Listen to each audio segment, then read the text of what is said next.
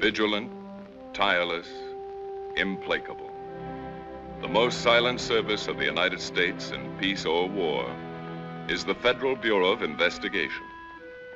The Bureau went to war with Germany long before hostilities began. No word or picture could then make public the crucial war service of the FBI. But now it can be told. In 1939, with thousands of known and suspected enemy agents invading the Americas, the FBI started building up its force of special agents and employees from 2,000 to a war peak of 15,000. Before being sent into the field, each new agent had to learn all the modern techniques of crime detection, such as the use of a specially treated X-ray mirror, through which an FBI man can see without being seen. The Federal Bureau of Investigation had to be the world's most efficient intelligence and counter-espionage service. For war is thought, and thought is information. And he who knows most strikes hardest. By examining the intercepted mail of unsuspecting Nazi agents, the FBI uncovered many secret channels of communication.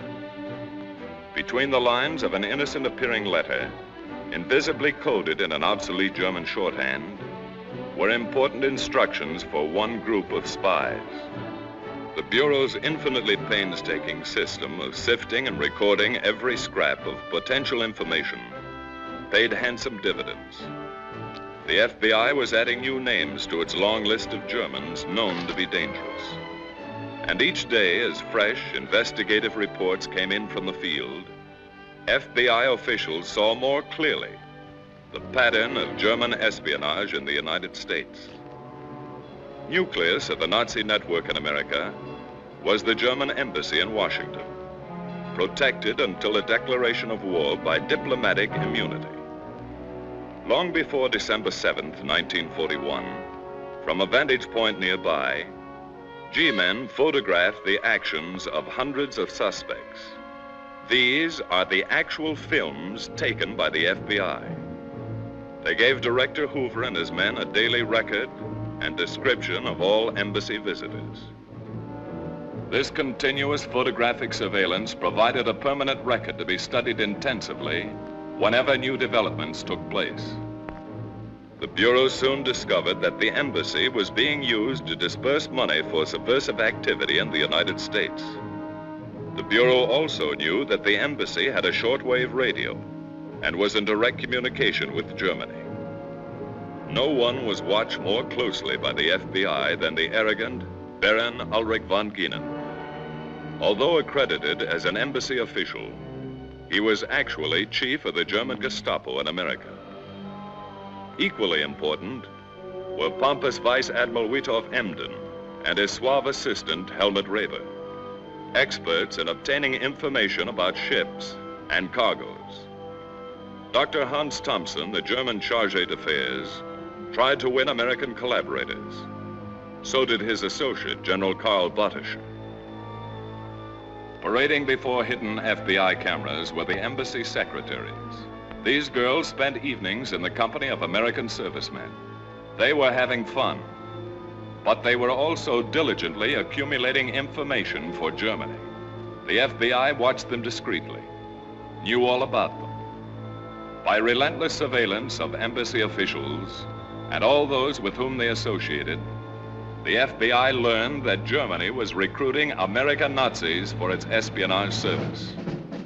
In 1939, Nazi fronts like Fritz Kuhn and his German-American Bund were flourishing. The Germans said they were only social gatherings, but the FBI knew that these societies were part of a well-laid German plan to build up a fifth column in the United States. In 1939, on the campus of a Midwestern university, not far from Columbus, Ohio, there was a brilliant young student.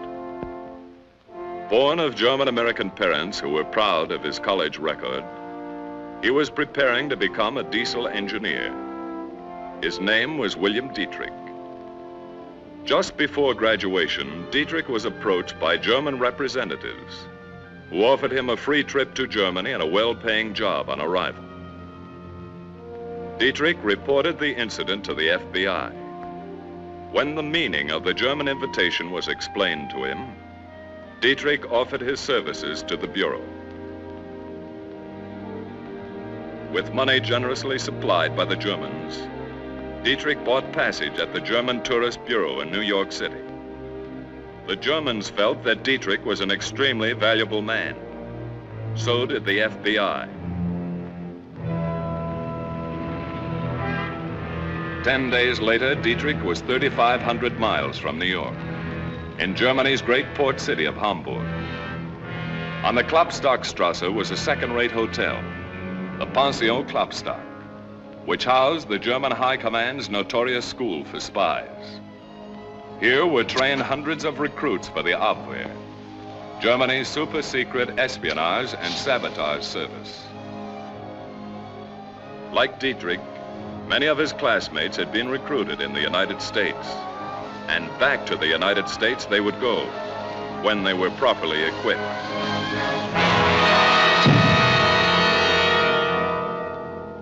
Synthesis of the FBI's counter-espionage offensive in World War II is the Christopher case, which opened, as great cases often do, by accident.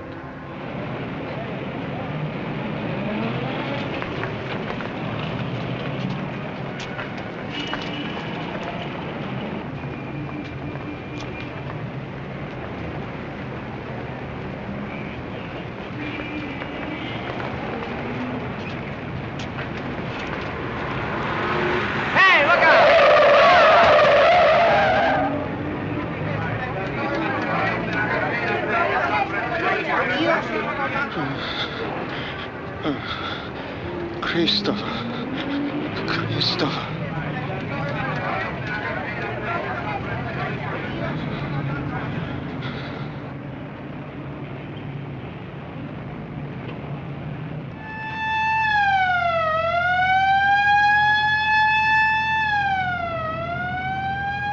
Might as well take it easy, Joe. He's through. Somewhere in the dark web of war was Christopher, the dead man's companion, the man who had retrieved his friend's briefcase and vanished.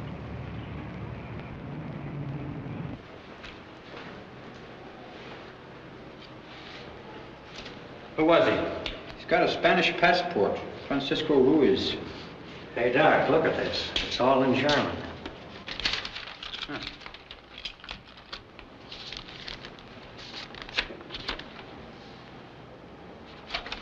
Stuff about ships, I think. And here. Brandkerngeschoss. That means incendiary bullet. Weight, 148 grains. Load, 46 grains. DuPont 1127 powder. Can you read Spanish, too? Something funny about this. We better get his fingerprints and turn them over to the FBI. Fingerprint.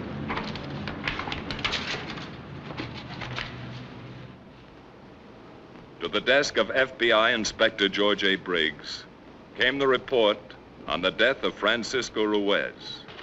In the FBI Identification Division are nearly 100 million sets of fingerprints, so organized that it takes less than 5 minutes to identify a set of fingerprints with those on file.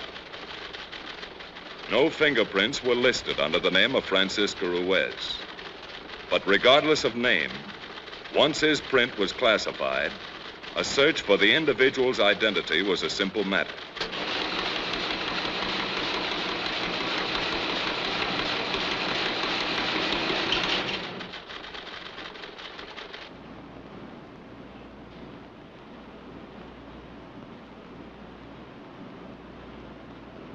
There's something coming now. Yeah. It's in cipher. This stuff is fugitive. We better get a shot of it before it dissolves.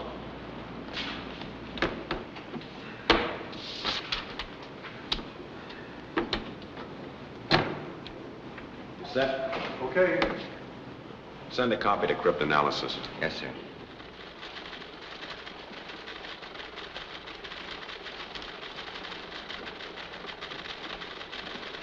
Is this what you're looking for? Round C. Oh, it certainly is. Thanks a lot, Quinn.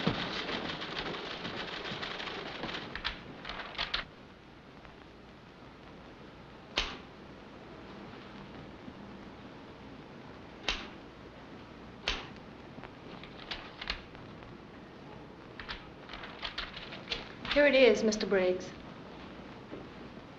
Oh, thanks. Herr Christoph wird sich auf Prozess 97 konzentrieren. Herr Christoph wird sich auf Prozess 97 konzentrieren. That translates Mr. Christopher will concentrate on process 97. What's that? Oh, Herr Christoph, Mr. Christopher will concentrate on process 97. That's all? That's all. Thanks. Thank you. Inspector Briggs knew that the most important American military secret in history was Process 97. Set up a conference with military and naval intelligence immediately. That's all.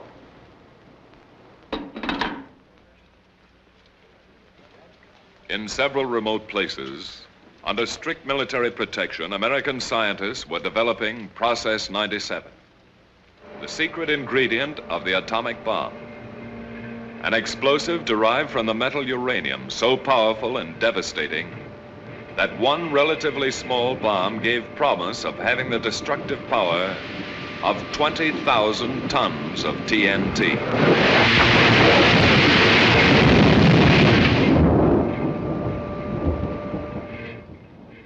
A presidential directive gave the FBI the responsibility of coordinating all counter-espionage investigations. At a series of conferences with Army and Naval intelligence officers, the FBI reviewed the case of Francisco Ruiz, from whose effects had come the startling information that foreign agents had learned about Process 97 and were actually attempting to steal the secret. Plans were formulated to erect an impenetrable and absolute barrier.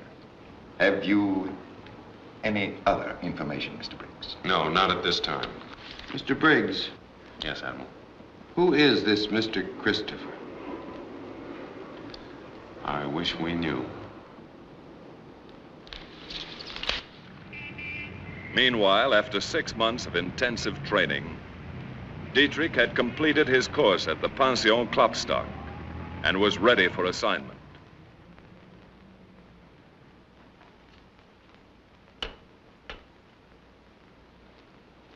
For your first needs, $50,000. You will make 3 contacts only. Elsa Gebhardt, Colonel Hammerson, and Adolf Klein. You will keep them in funds. Yes, sir. When you reach New York, go directly to Elsa Gebhardt on East 92nd Street. You will establish contact with Hammerson and Klein through her. Yes, sir. These are your credentials. They are on microfilm.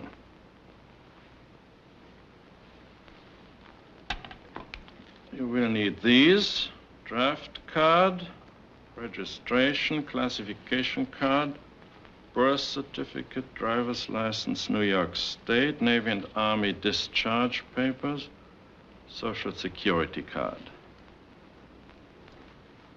No one could tell them from the originals. One thing more. There is one person in the United States who can countermand the orders I have given you. If you receive instructions from Mr. Christopher, abandon whatever you may be doing and place yourself entirely at his disposal. Mr. Christopher. Is all of this clear? Yes, sir.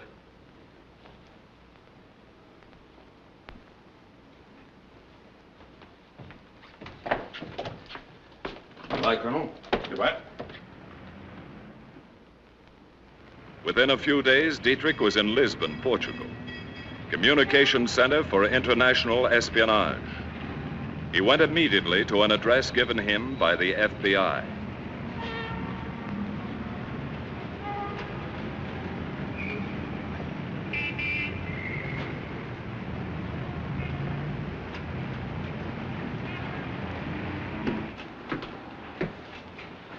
There's something wrong with this watch. I wonder if you'd look at it.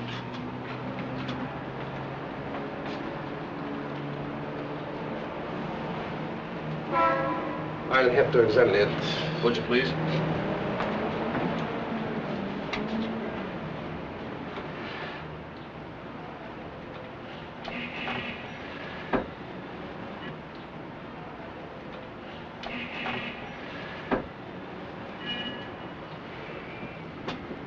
I'm sorry, sir. I won't be able to repair this watch. I understand. Thanks.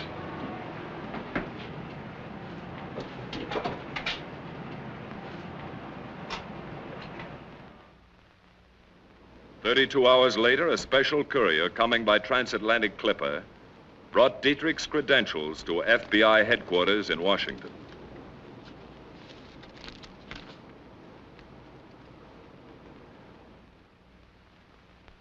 Inspector Briggs was given the responsibility of solving the Christopher case. Behind him were all the resources of the FBI. That translates, William Dietrich is specifically authorized to receive all reports for transmission direct. 2, Sie sind instruiert, sich an ihn für allen Zahlungen zu wenden. That means you're instructed to look to him for all payments. 3, es ist ihm nicht erlaubt, mit den Ihnen bekannten Agenten in Berührung zu kommen. That'd mean he is forbidden to have any contact with agents known to you.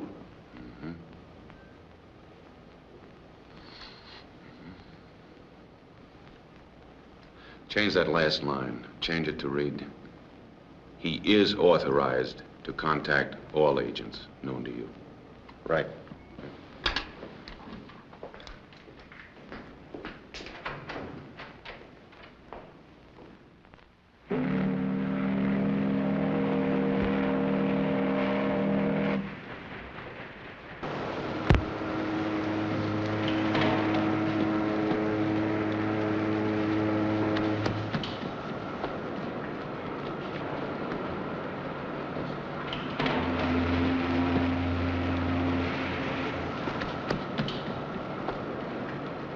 Is that a new watch?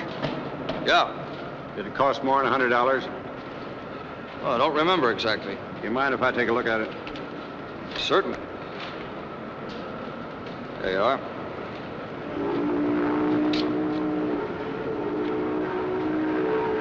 What's the value of this watch?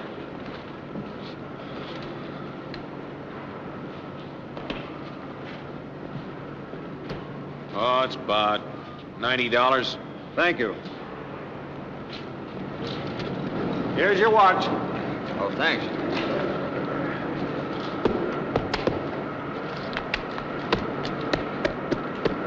You can get out that way.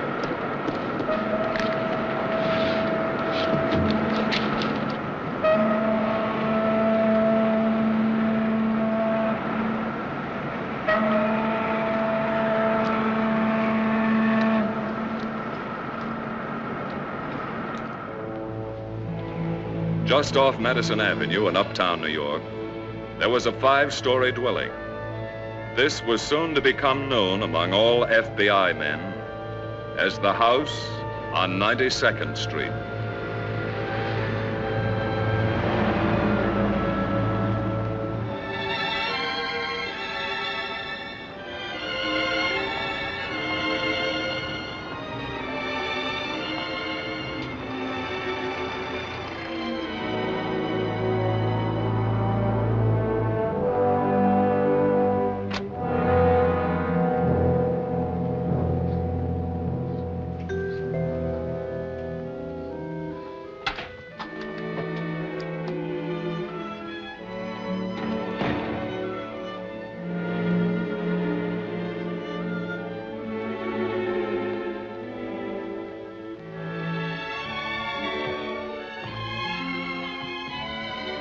May I help you?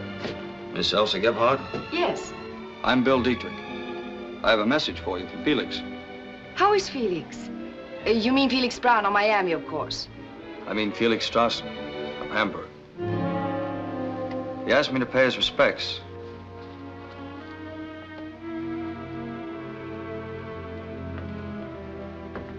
I'll give you these. Would you care to sit down? Thank you.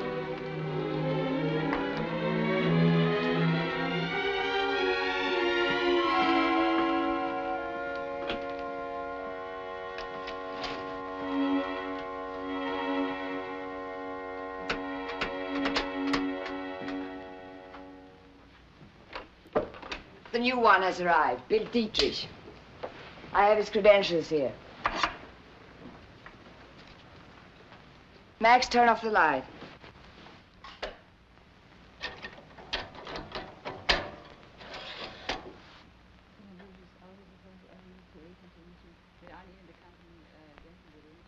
He's authorized to contact all agents known to you?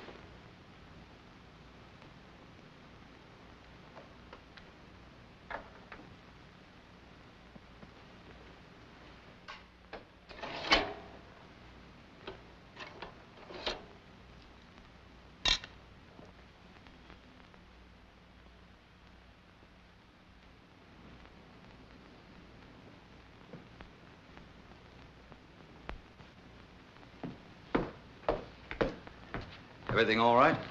You'll want your credentials back. Yeah. I brought you some money. You know what I'm going to do over here? I've been expecting you. I understand you can help me make certain contacts. Yes. We can start right away. Would you come with me?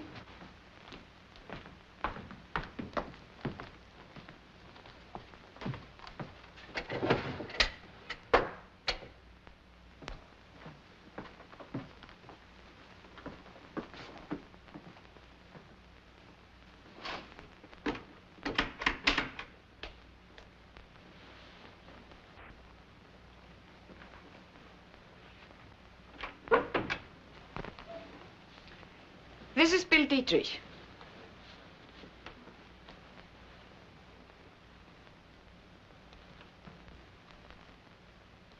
Where'd you come from? Germany? Where in Germany? Hamburg. Pension Klopstock. Klopstockstrasse. Who gave you instructions to come to America? Colonel Strassen. How did you get here? I came by freighter. From Hamburg? No, from Lisbon, Portugal. When did you leave Lisbon? 3 weeks ago. How long did you stay there? 2 days. I had to wait for the freighter. You stayed undercover? Yeah, at the Grand Hotel. Whom did you contact in Lisbon? No one. You're sure of that? I had strict orders not to contact anybody. When'd you get here? I don't see why I have to answer all these questions. Didn't you show them my credentials? Yeah. We seen them. Maybe he doesn't want to tell us when he got here. Is that right, Mr. Dietrich?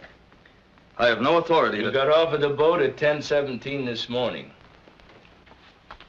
You left the pier at 10:50. You took a cab to the Martinique Hotel at 32nd and Broad. You checked in and stayed there until 12:30. Then you took a bus to 42nd Street in Times Square and walked to the Silver Dollar at 46th Street and had a cup of Java. Then you come here. Why didn't you come right here? Why did you go to a hotel? Well, I wanted to take a bath, and then I... Well, it looks like you know all about me. Yeah, we're gonna keep on knowing. Before you arrived, we worked in small groups, unknown to one another. I see. What's so special about you, Mr. Dietrich, that you are allowed to know all our agents? Those are the orders. It looks like we're all taking a chance on you, mister. Everybody takes a chance. Hamburg wants their agents to be in a position to send information direct, through me, in the event of emergencies. Who are these people? Max Coburg, Konrad Arnold. They used to be with the Eythe and the Wachtbund. Johanna Schmidt. She has special duties. Gestapo. I know about you from Hamburg. What do you know? Usual things. What's your job?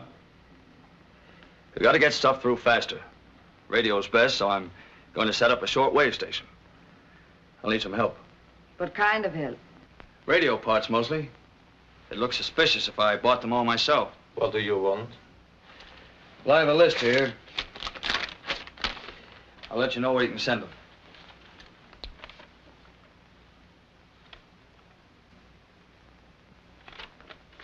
stuff is hard to get. I know, but Hamburg needs a station here. Conrad will get them for you. As soon as I find the right location, I'm going to open up an office. People with information can contact me there. Send me word as soon as you're ready to operate. I'll get it to the others. I want to contact a Colonel Hammerson. I can arrange that. I have some money for him.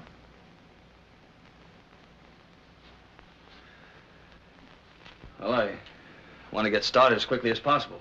Certainly.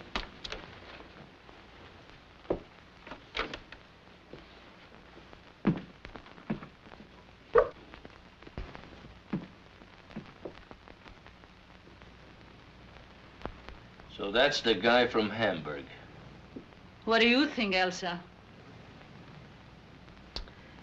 He has good credentials, but... How do we know? They look good, so what? No. No, I don't trust that guy. He knows too much. We won't take any chances. I'll check with Hamburg for confirmation. How? Hammerson. He can get a message through by mail to Brazil. A courier will take it by Italian Airlines to the car. It's simple from there.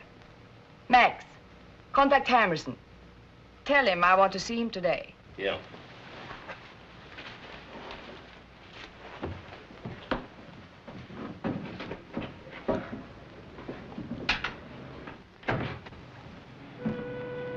Following a prearranged plan for maintaining contact with Dietrich, Inspector Briggs set up a special office in New York City.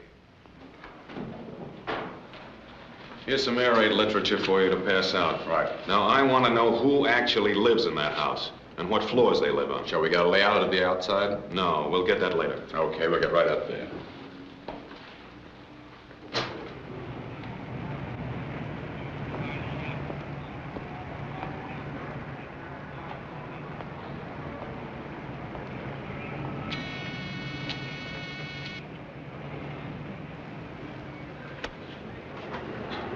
Good morning. Good morning. Is the superintendent in? No, he isn't. Can I help you? I'm his wife. This is in regard to air raid precautions. Air raid? We are at war? No, not yet, ma'am. We hope, of course, we won't be. But if war should come, all of us want to be ready. Yes, of course. We're making a survey of everyone living in this block. What is your name, please? Castle. Frida Castle. Would you let us know who's in the apartments here? Just Miss Gebhardt. She rents the whole house. She has a dress store. Miss Gebhardt, your husband, and yourself. That's right. Are you here most of the time? Yes. My husband is a pianist. He goes all over places. I see. Well, I guess that's all. Oh, here's some air raid literature if you'd like. Yes. Be particularly careful about lights. Yes, sir. Just off Columbus Circle in New York City, Bill Dietrich, posing as a consultant engineer, rented an office and established his place of business. The office looked legitimate. He was almost ready to receive callers.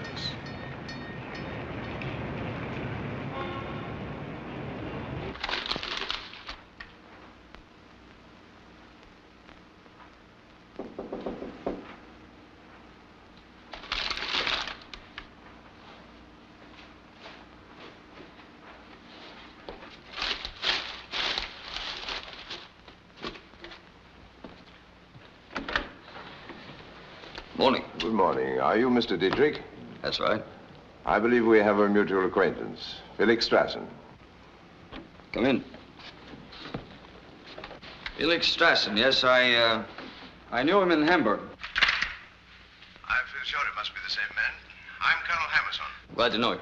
Won't you sit down?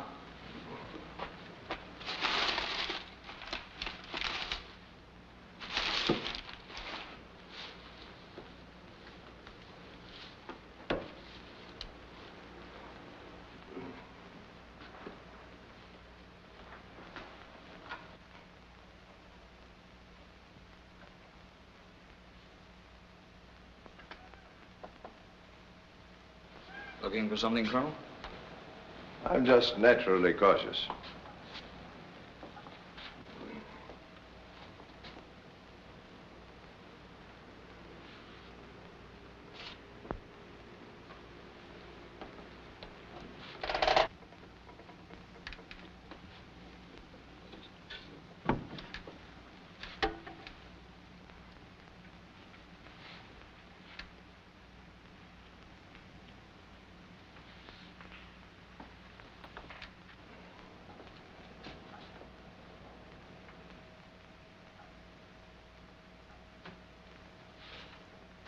I just moved in.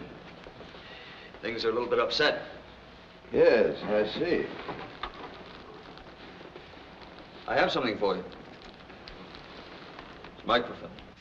From Felix. It confirms you have funds for me. And you have something for Hamburg. We'll see. You must have good sources of information. I've had considerable experience. You've heard of me, of course. Oh, yes. During the last war, I worked with Captain Boyet, Fritz von Papen, Count von Bernstorff. This time, the stakes are higher. The personal danger proportionately greater.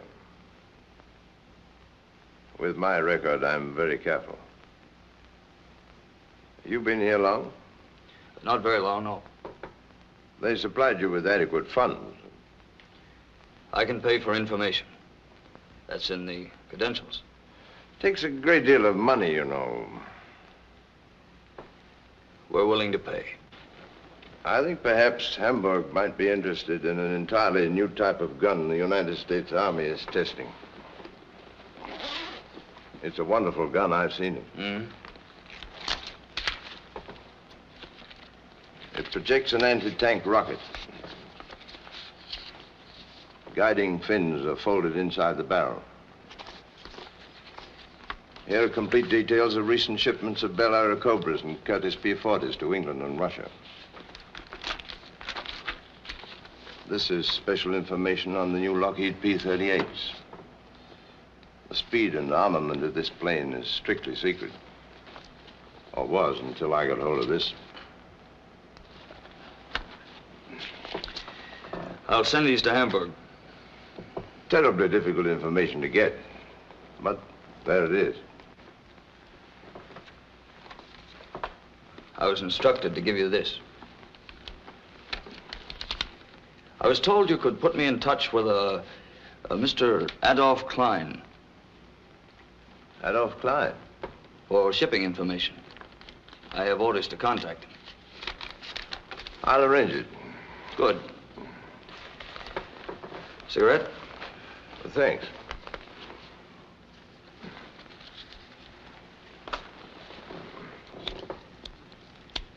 How can I get in touch with Christopher? Why? He's my boss. I've never even met him. He's my boss, too. Yeah? I haven't met him either. You'll take care of me on Klein? Oh, yes. Where'll I find him? I'll contact him and arrange a meeting.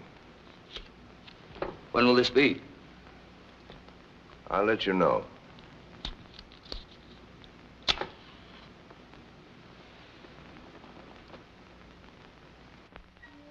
In a secluded cottage less than an hour's drive from Manhattan, Agent Dietrich set up a shortwave radio transmitter. Hamburg complimented Dietrich on the speed and efficiency with which he got his reports through to Germany and their instructions back to the United States. They did not know that Dietrich's little shortwave radio had a limited range and that all his messages were beamed to a secret FBI long-range radio station not far away. From this point, the FBI relayed Dietrich's messages to Germany on the wavelength and schedule, and in the code that the Germans had given him. He, in turn, received all replies and instructions from Germany the same way, through the counter-espionage station of the FBI. But all messages in both directions were first teletyped to Washington for immediate examination.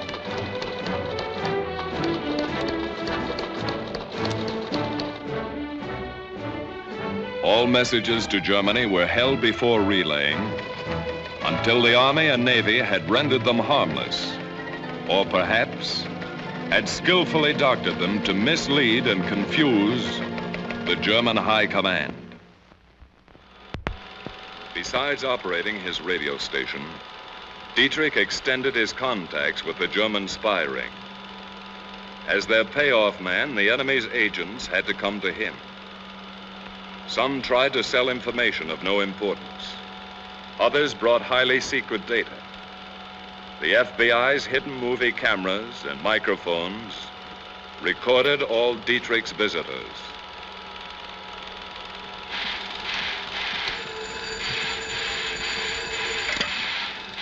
Hello. Suddenly and disastrously, Japan struck at Pearl Harbor. On this momentous, infamous Sunday, the FBI sprang into action just as swiftly and effectively as the rest of the nation's armed forces.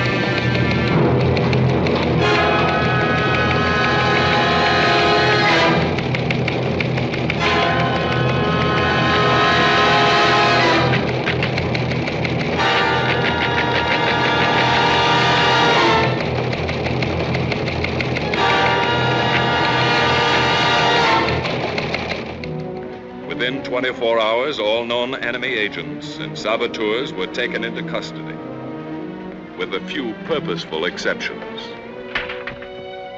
Important agents like Colonel Hammerson, Elsa Gebhardt, Konrad Arnulf, and Johanna Schmidt were left at liberty. This was to justify the continued liberty of Bill Dietrich, and because, watched closely, they could still help more than harm the American people. They still knew, or might know, things and people not yet known to the FBI, such as Adolf Klein and Mr. Christopher.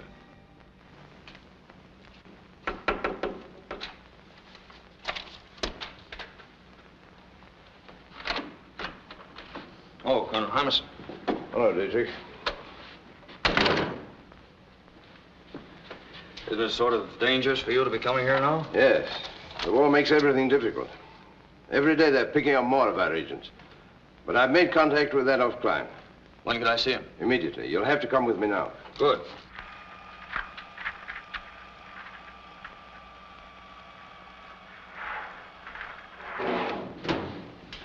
Where are we going? I'm not at liberty to say. Come on.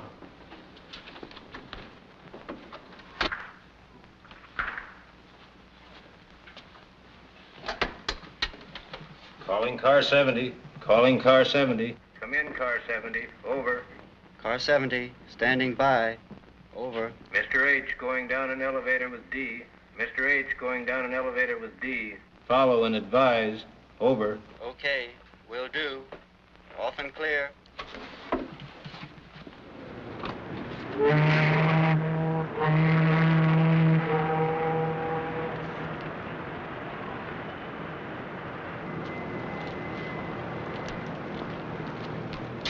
Here it is. How'll I know Klein? There'll be someone there to introduce you. Well, aren't you going in with me? No, I shan't see you again for a long time. We got to be very careful from now on. Good night. Good night.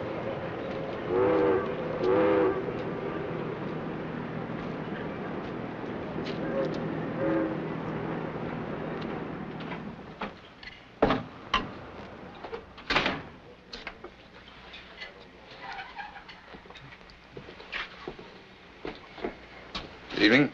Hello. Meet Adolf Klein. How are you?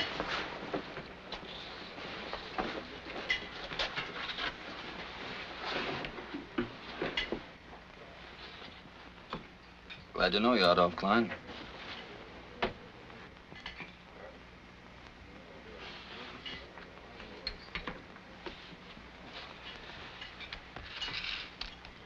And Felix.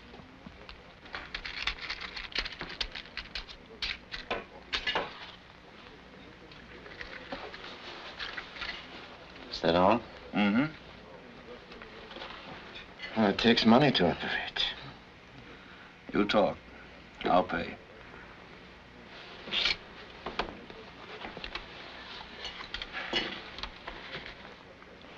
The Britannia sails for England tonight. A Dutch boat, the Delft goes with her. She'll join convoy 30 miles due east of Sandy Hook. Delft carries a cargo of munitions and planes. May I have that?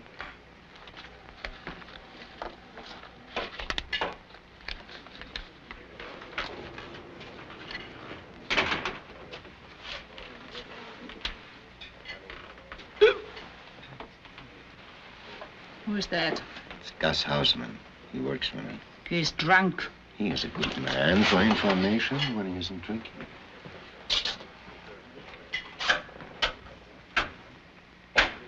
Hello, Gus.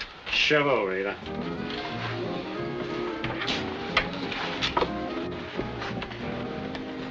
Who are these people? They're friends of mine. You're the payoff man. Is that right? That's right, Gus. He's gonna take good care of us. Just take care of you. You know where he gets his dope on ships, don't you? I give it to him. That's where he gets it. Who's gonna take care of me? Oh, come on, Gus. I'll buy you a drink. I'll have a drink. How would you like to know that Queen Mary's back again? She's loading 40,000 drums of oil. How would you like to know where she's going? Australia, that's where she's going. She's full of troops. How much dough is that worth? I paid Klein. He'll take care of it. Oh, you pay Klein. Who pays me? I'm gonna take care of you, You Gus. take care of nobody. You gonna pay off? He'll have to operate through Klein. Okay. Let's forget the whole thing. I know where I can get some real dough. Maybe I'll just spill the inside story on what's going on around here.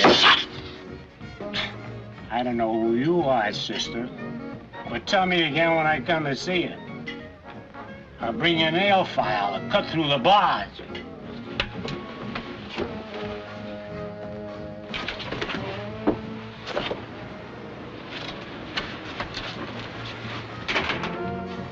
Look, she knows what she is doing.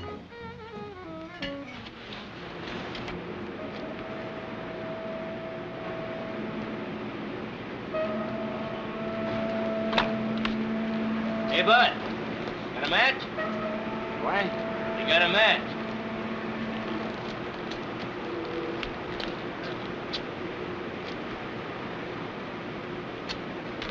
You want a light, huh? Yeah, bud. How you feeling?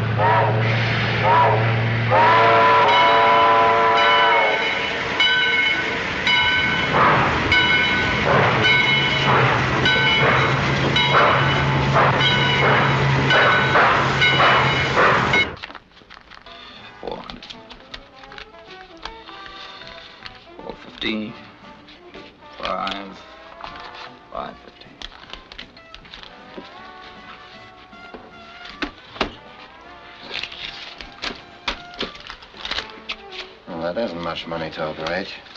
I've got to pay a lot of people. You'll be paid well enough. You, seen Mr. Christopher lately? Hey, who are you? You were told about me? Don't you trust me? Well, you're fooling around with a lot of stuff that's none of your business. Now, wait a minute. I thought it was I've got to be sure that my information is getting through. That's my job. Maybe. But I got to be sure. I'm going to send my information through Mr. Christopher. I'm working for Christopher. And what are you asking about him for? The war's changed things. Only Mr. Christopher can change things. Well, that's the way you want it. That's the way it's gonna be. Well, you're sticking your nose in things, you might take a little trip with Gus.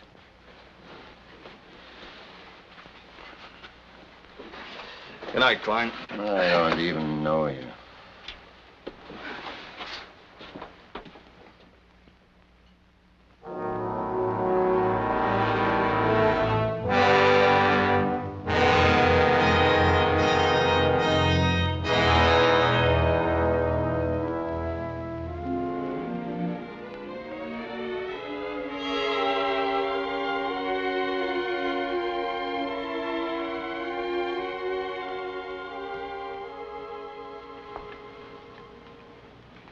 Where have you been? I just came from the office. Where were you last night? The radio station? Weren't you supposed to meet Klein last night? Yeah, I met him.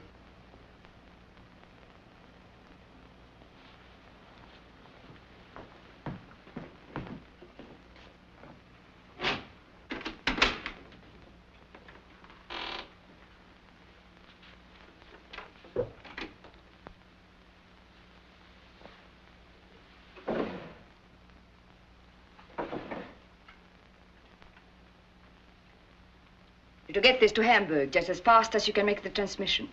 What is it? If we hadn't done anything else in all the years we had been here, this information would be more than worth it. It's up to you now. This is your chance. I'll get it through. Cigarette? Thank you, I don't smoke.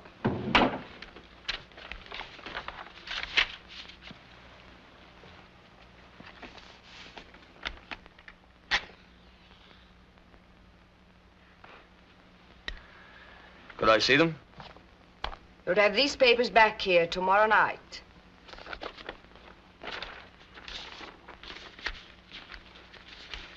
Tomorrow night? That's a tough order. I've got to put this in code. It'll take time. Orders are not to be questioned. Save time if I could burn them when I was finished. This information will also be sent by mail tomorrow night. These orders come from Mr. Christopher. Christopher? Yes. They were delivered to me less than an hour ago.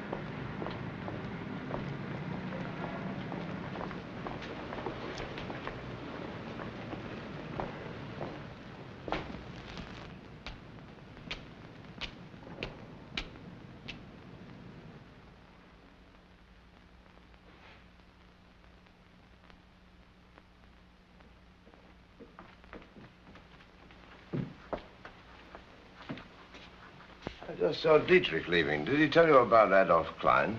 No. What about him? He was picked up last night. Violation of selective service. FBI.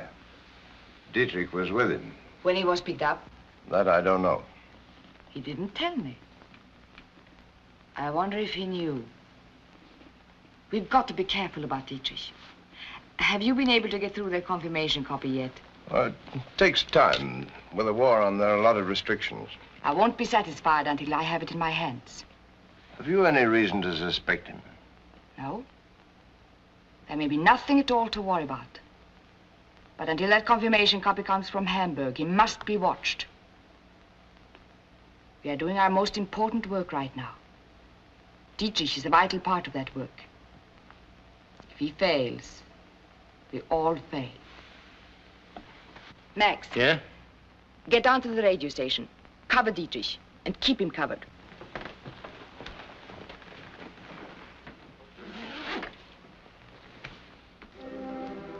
Less than an hour after Dietrich received his instructions from Elsa Gebhardt, an important envelope reached Inspector Briggs. The envelope contained the data Elsa Gebhardt had given him, together with an important clue, the cigarette butt, stained with lipstick, which Dietrich had found on Elsa's desk. The contents of the envelope were so unusual that Inspector Briggs rushed to FBI headquarters in Washington. And presently, a distinguished physicist, sent for by Briggs, was flown to Washington. He was Dr. Arthur C. Appleton, 72-year-old chief of the Central Laboratory, where the final secret experiments on Process 97 were being conducted.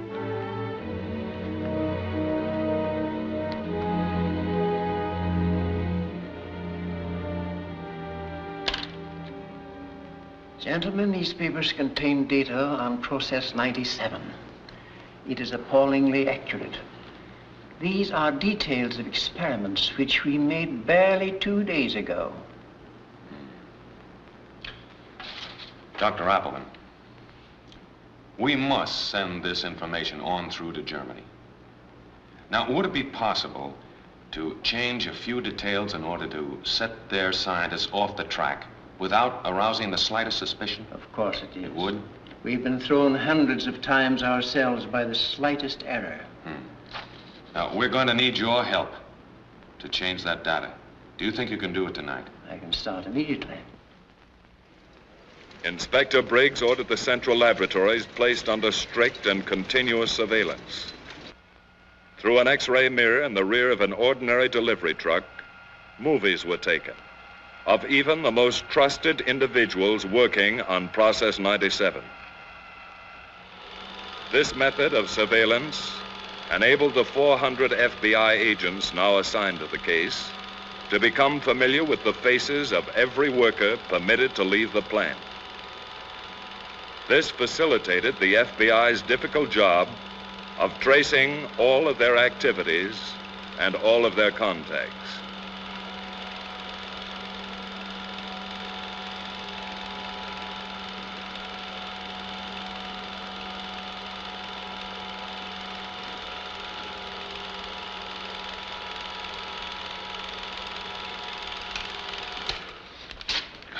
Let's go up to my office. The cigarette which Dietrich was shrewd enough to take from Elsa Gebhardt's desk was examined by FBI technicians. Without a doubt, the woman who had delivered the data from Mr. Christopher was the woman who had left the cigarette. It was still the only lead to her identity. First, a portion of the stained cigarette was examined by spectrograph to determine what properties it contained.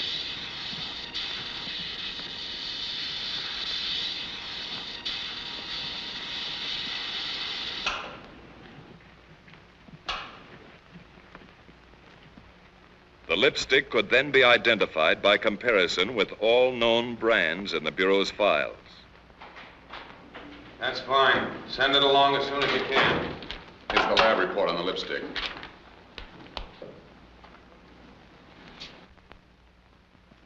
The analysis revealed a particular brand of lipstick used by 98 different beauty parlors in New York City. By checking the clients and operators of these establishments against the records of every known suspect, the FBI narrowed their search to one particular beauty parlor and one particular suspect, Louise Vaja. Well, what was in the envelope to cause so much trouble? Don't you know? I understood. Family messages from people in Germany to be smuggled underground. I saw no harm in it. Perfectly innocent messages. That's all. Now, let's stop this little game and get down to real honest facts. I've told you the facts. We know a great deal about you, Miss Vaja. You once worked on a North German Lloyd liner. You were a hairdresser. You used to bring across letters from Germany and mail them when you got ashore. I never knew what was in them. They were letters of instructions to German agents in this country, and you were working as a courier for the German Secret Service. Right now, you're what we call a sleeper agent. You were planted here a long time ago by the Nazis. You lived a normal, inconspicuous life for years. Making friends, earning a living, just waiting until you got a call for the one particular job. And they saved you for a big one. But you made one mistake. You took the trouble of becoming an American citizen. And that, Miss Bodger, makes you a traitor. I've done nothing since the war began. Nothing, I swear it. All right, now let's get back to this envelope. Where did you take it? I was told to take it to a house on 92nd Street. And who told you to take it there? I don't know. Could it have been a name like Mr. Christopher? I don't know that name. Are you sure? Yes, I know the name, but I don't know who he is. I've never seen him. Have you ever delivered messages any other place? Just the house and to a bookstore. Bookstore? If something goes wrong, I deliver the messages there. What bookstore? It's on 59th Street. I think the name is Lang. Aren't you sure? Yes, it's Lang's bookstore. You have a friend who's a scientist. He's engaged in very important war work. What is his name? I have no friend. Yes, you have, because he visits you at your home.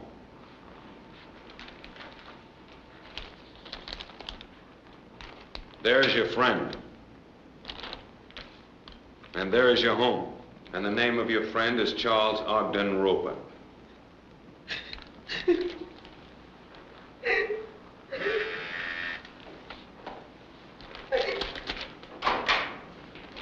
Keep this young lady in custody.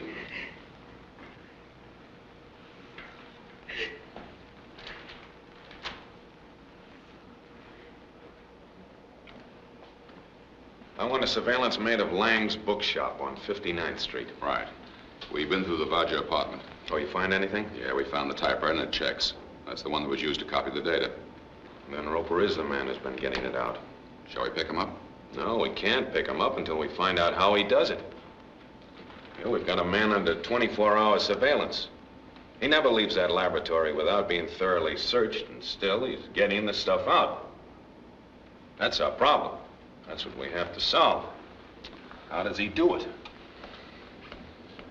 How does he do it? The following day, an unusual message from Germany was picked up by the FBI monitoring station and relayed on to Dietrich. It was also teletyped to Briggs.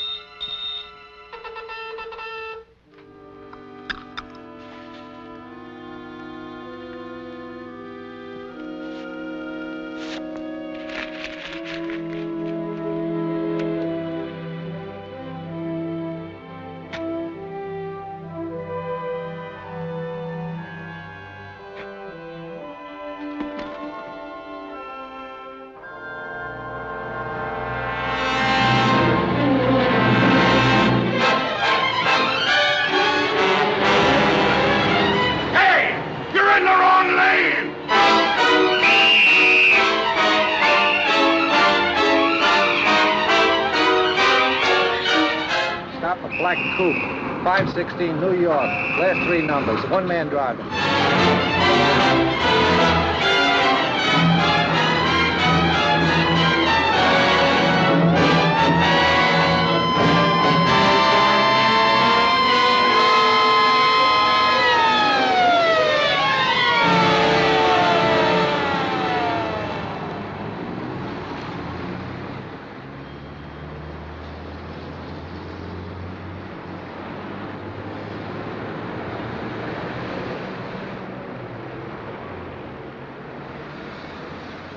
Let me see your driver's license. I haven't got it with me. Well, let's see your registration card. I haven't got that either. Okay, buddy, you better come down to Station House with me. We want to check up on you. Have you anything to say? I prefer not to say anything till I talk to my lawyer.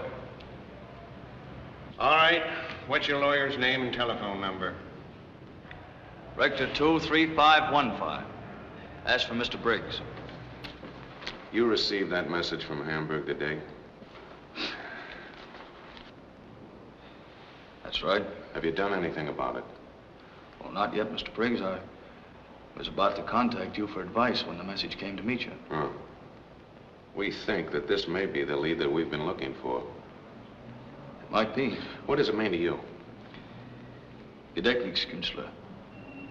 That's a familiar word in Hamburg for a very special type of agent. Yeah. It's the name of a performer who accomplishes spectacular feats of memory. Memory artist. Memory artist?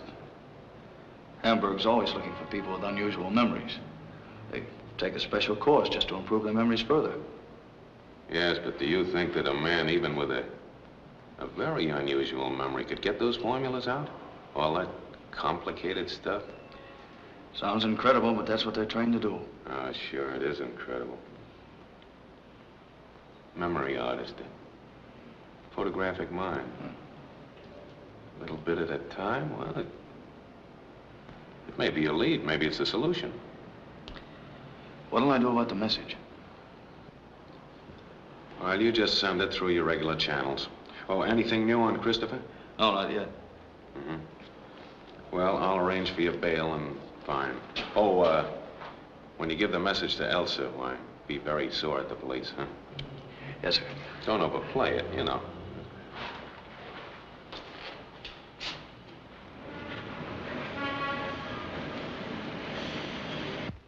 The FBI had to know every detail of Charles Ogden Roper's life.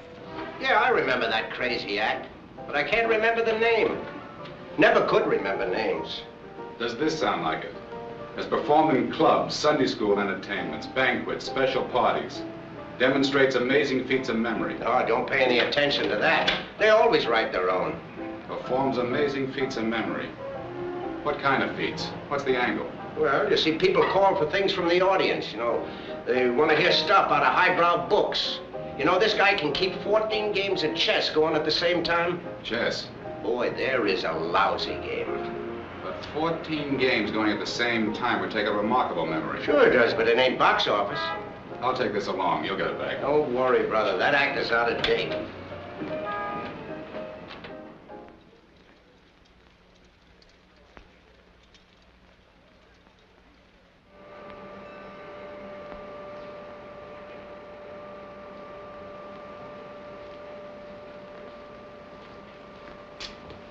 Mr. Roper. Yes? I'd like to see you in my office. Yes, Dr. Appleton.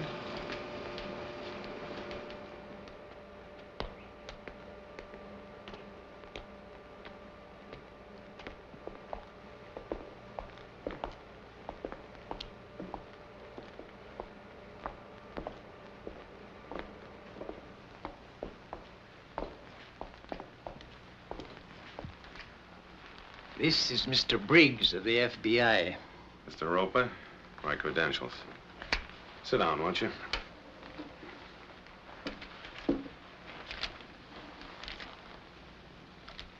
You recognize those?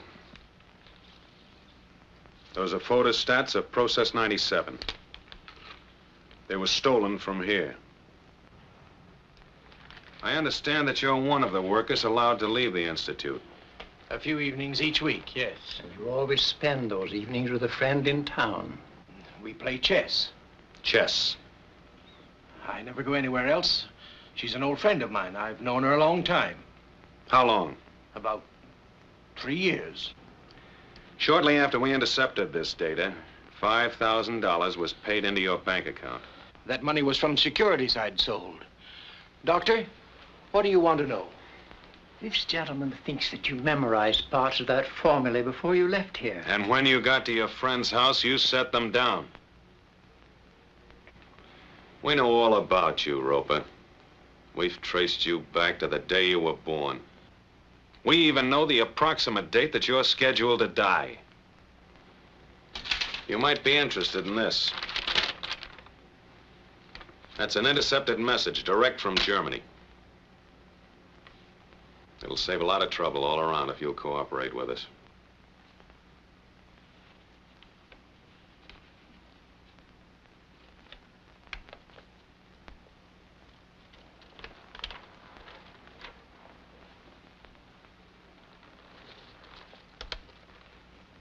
What do you want to know? You typed the formula on a typewriter owned by your friend and gave them to her, didn't you?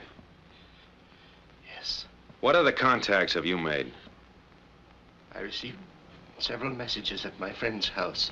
From a man by the name of Hammerson? I don't remember. You don't remember? A man who can keep 14 games of chess going at the same time, and you don't remember? You've been playing with a very dangerous group of German agents. We know, we've seen them work. They don't mind murder. You were the next one on their list, as soon as you finished your job. Did you ever get a message from a man by the name of Christopher? Yes. Now, isn't it possible that Mr. Christopher and Colonel Hammerson are one and the same? I don't know. I've never seen either of them. Did you ever deliver Process 97 data to any other place besides Louise Vache's apartment? Yes, after she was arrested, I received instructions to take the data to another address. I made my last delivery this morning. And where was that? Lang's bookshop on 59th Street. I put the material in a book. What book? Spencer's First Principles. And what was it you delivered? What was it, Roper? I gave them the latest data on our final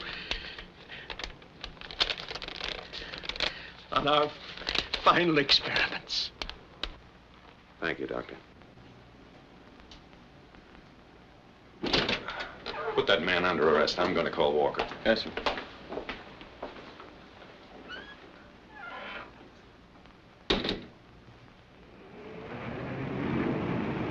For some time, Lang's bookshop on busy 59th Street was under constant surveillance. Every person who entered or left the store was being photographed by FBI agents from an office directly across the street.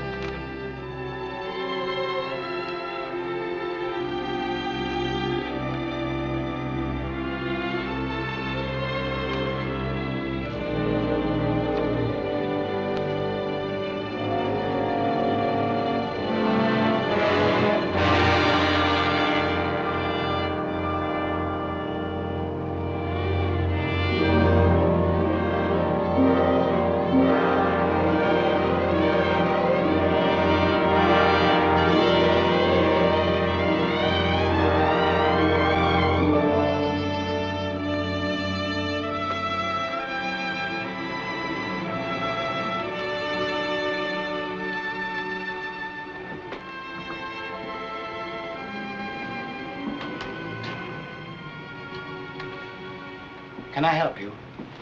Yes, I believe you can. Are you looking for some particular book? Yes, but I can't seem to find it. Oh, what is it? Have you by any chance got a copy of Spencer's First Principles? Spencer's First Principles? No, I haven't had a copy of that for some time. I might be able to get it for you. That's funny. A friend of mine said he picked up a copy here. That's very possible, although it must have been some time ago. No, this morning. I'm afraid your friend made a mistake. Oh, excuse me, I have a customer. I don't think you're going to have any customers for some time. I'm from the FBI. We'd like to talk to you at our office. Now? Right now.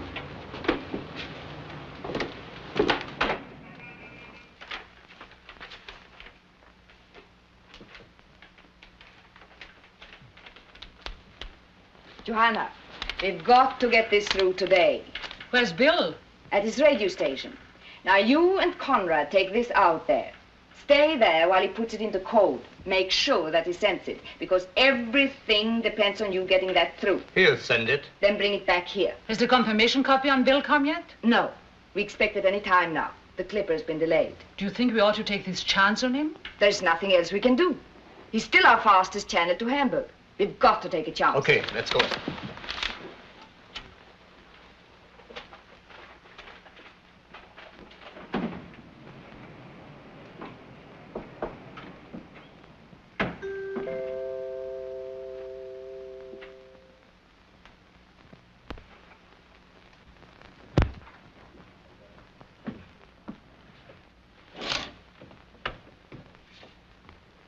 Where have you been? I've just seen the courier from the Clipper. He brought the message. Well, give it to me. Come on.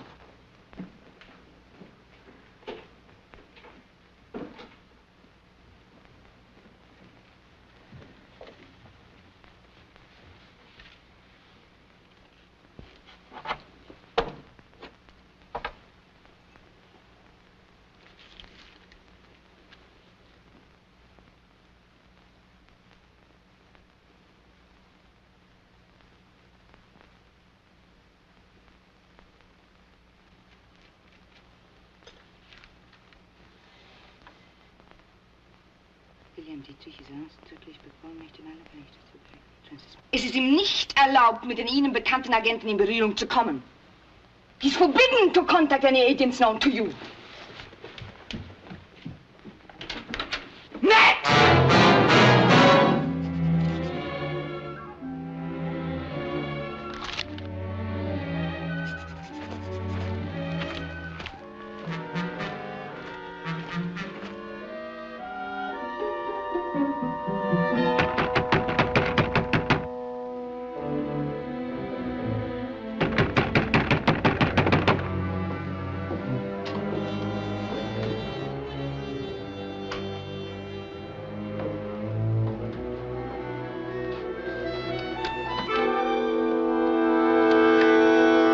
We have a message for you.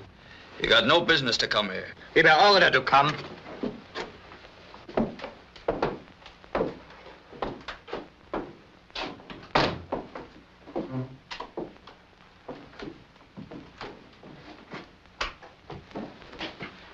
This kind of thing's dangerous. We weren't followed. This is from Elsa. You have to send it immediately. This is important.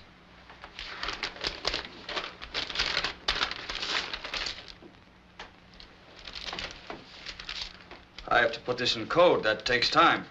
Do it right away. Wait a minute. Did you say you can reach Hamburg with this? That's what he said? You are crazy. Look at the coils. They're only 2.5 meters. This wouldn't carry more than 20 or 30 miles. This isn't the stuff we got you. That's right. I made a few improvements. This setup wouldn't carry across the Atlantic. How do you know? 'Cause I'm going to try. Go ahead.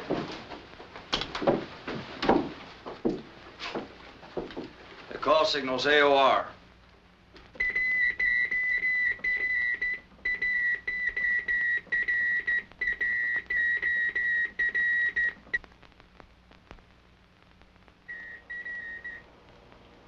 That's not Bill sending. I know his fist. Better answer it.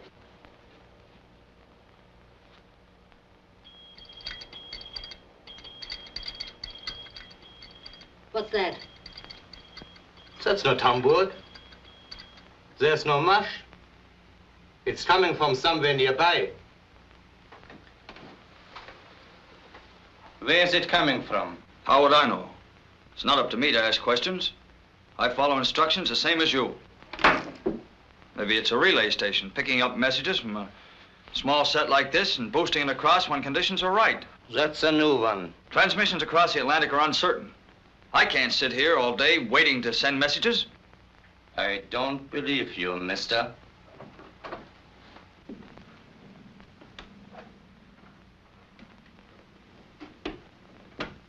Elsa wants to see you.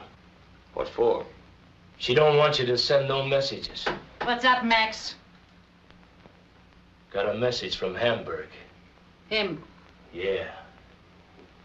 Elsa wants to see him. Get going.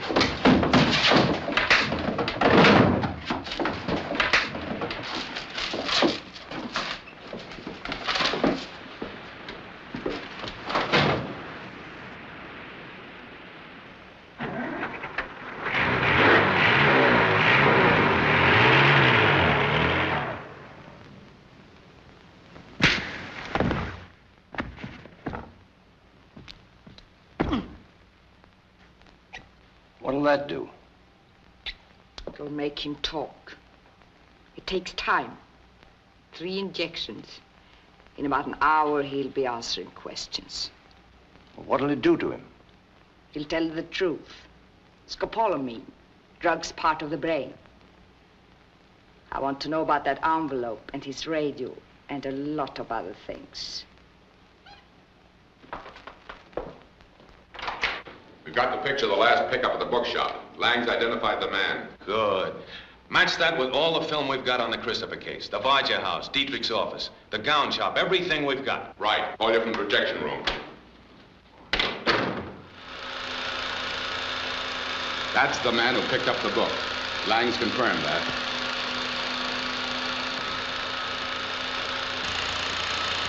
And that's the match.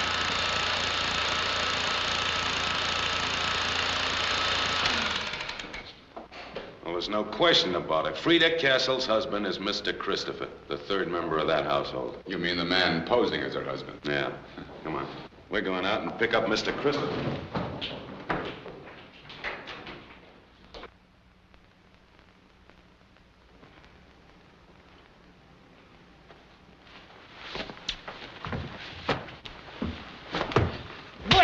Wake up and talk. We can wait.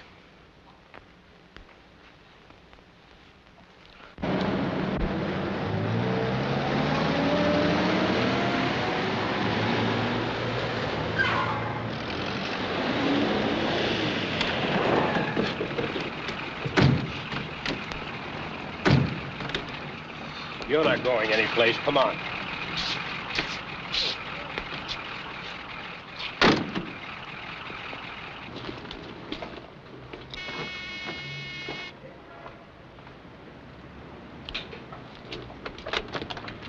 We're special agents of the FBI. You're under arrest. Where did you send that information?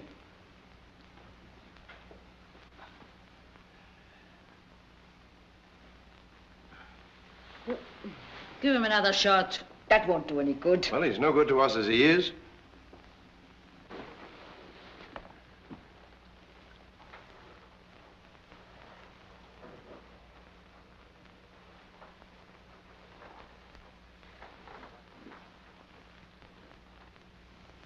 What's the range of your radio? 30 miles. And someone relays your messages to Hamburg? Yes. Who? Who operates the relay?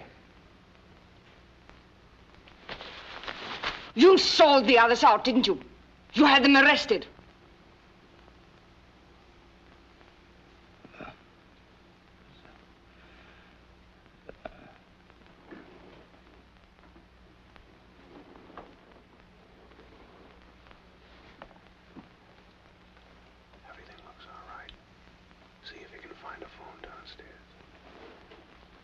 If he doesn't tell us what we want to know, shoot him.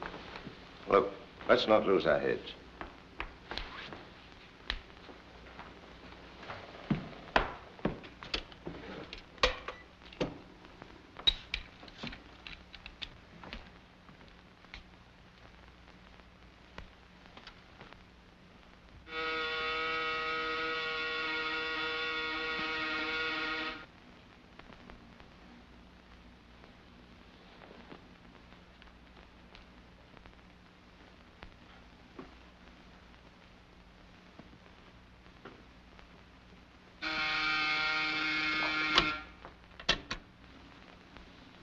Yes? I'm a special agent of the FBI. The apartment is surrounded. What is it? We'll give you exactly 2 minutes. Women will come out first. The men will follow, hands above their heads.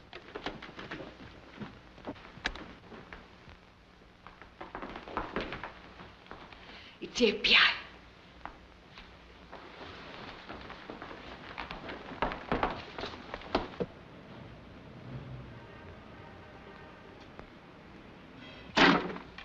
You've got 2 minutes. Burn everything. Put it in the fireplace.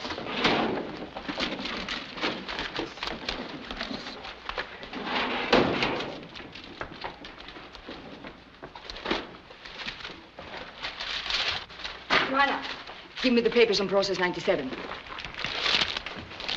We've already failed once today. We cannot fail again. Nothing matters except getting this information through. Our lives, nothing. There's one chance left. To contact the courier from Hamburg. I've got to get out of here. You'll have to cover for me. Delay them all you can. It may mean the lives of every single one of us, but this information must be on its way to Hamburg tonight. Simon!